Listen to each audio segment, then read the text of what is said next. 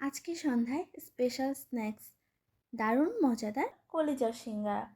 ফার্স্টেই আমি এখানে সিঙ্গারার জন্য কলিজা অ্যান্ড আলু রেঁধে নিয়েছি। দেন এখানে আমি ছোট করে একটা লেচি নিয়ে নিয়েছি।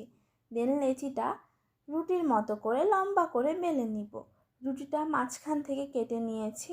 এরপর রুটির অর্ধেক অংশ ভি শেপে মুড়িয়ে নিয়েছি। দেন এখানে সিঙ্গারার ভেতরে কলিজা আলু দিয়ে দিলাম। এভাবে সিঙ্গারাটা মুড়িয়ে নিব। আপনাদের কার কার কাছে কলিজা সিঙ্গারা ভালো লাগে কমেন্ট সেকশানে জানাবেন। একে একে এভাবে আমি সব সিঙ্গারা মুড়িয়ে নিলাম।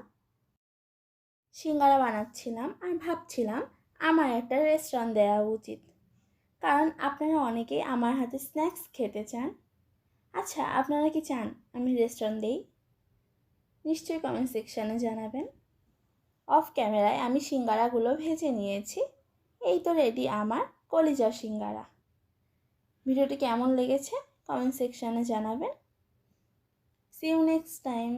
Bye. Subscribe my YouTube channel.